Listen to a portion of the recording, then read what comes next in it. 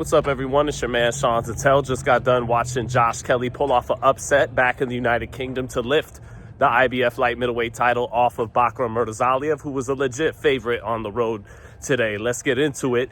I thought Bahkram won the first round, got in and controlled the center of the ring, landed the first right hand that he threw in the fight, landed a right hand in the last 10-15 seconds as well, a kind of over-the-top overhand right hand with Josh Kelly putting his head down a little bit. But then in rounds 2 and 3, Josh Kelly's movement, he was very educated. He didn't move to one direction too long. He went left, went right, went both directions, east and west, and he slowed the pace down, which would be key for him the rest of this fight. And he frustrated Bahkram Murtazaliev, and I gave him rounds 2 and 3 to go up 2-1. Then in the fourth round, a frustrated Murtazaliev beginning to abandon his jab, which Kelly took away from him. Kelly started countering his jab with his own jab. Kelly's got great hand speed. We knew that coming in. But he starts to get away from his jab. He starts to reach and get impatient, and he gets a little bit off balance doing that. And Josh Kelly drops him with a power jab. Like I said, he was countering him with his jab, and he put some oomph on that jab, and he dropped him in the fourth round, and he was really in business and in control at that point. For the next several rounds, one of Murtazaliev's key attributes is his volume, his combination punching with both hands, and his feet too. But Kelly made him take that step forward with his athleticism and his feet and his tactics. Shout out to his trainer, Adam Booth. Very good game plan tonight. So the next couple rounds kind of went along.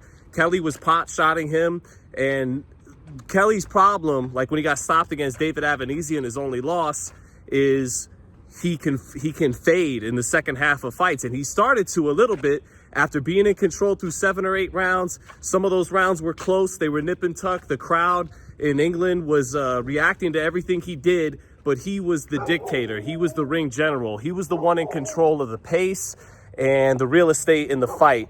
And then in the 9th round, though, things got thick. He wasn't allowed to just front run. His mettle got tested. He got dropped by a lead left hook, short hook by Bahkram, and Bahkram was back in the fight. He was back in business. But the problem for Murtazaliev is he couldn't follow up with that, and he won the 10th round, but he wasn't really able to follow up with it with that much effective, clean punches.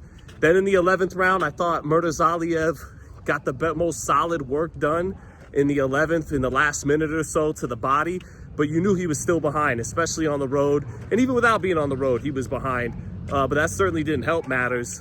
And 12th round, Kelly needed a moment to clinch it. It felt like Murtazaliev may have needed a knockdown to keep his title. One judge had it 113-113. The other had it 114-112. So that this 12th round, if Murtazaliev could have found a way to win it, he probably would have held on with a majority draw. But Kelly, he makes him miss. He makes him reach for a combination, hit nothing but air. He turns him, plants his feet, throws a combination that's flashy and effective. And that was the clincher. That was the clinching moment he needed in that last 12th round to take this win home, and he got it. He also sat down midway through the 8th round with a good combination as well. But for the most part, he picked one shot at a time. He slowed the pace down with his feet, and he frustrated Murtazaliev, who probably was a little rusty, not fighting in a year and a half since upsetting Tim Tszyu.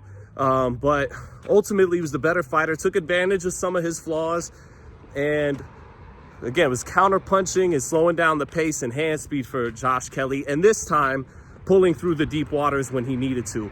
He did kind of con his way through the second half of the fight. Again, the drama in the fight was that it was an underdog pulling away in the first half of the fight, 6, 7, 8 rounds through the fight, and he was pulling away at home against a feared champion in the 154-pound division. But it wasn't, and even though there was a knockdown early by Kelly and a knockdown late by Bahkram, it wasn't like the most entertaining fight, but he did enough in that 12th round and pulled through to take the title. Credit to Josh Kelly, who's always had talent, always had hand speed, but hasn't always put it all together. He's been more sizzled than steak at times in his career. By the way, separate note, that win over David Avanesian for Jaron Ennis and for Terrence Crawford ages well. I mean, it's credit to Avanesian, man. That just shows you what a solid, sturdy pro can do, even to a really talented, much more talented fighter than he is in Josh Kelly. But Josh Kelly's a world champ now.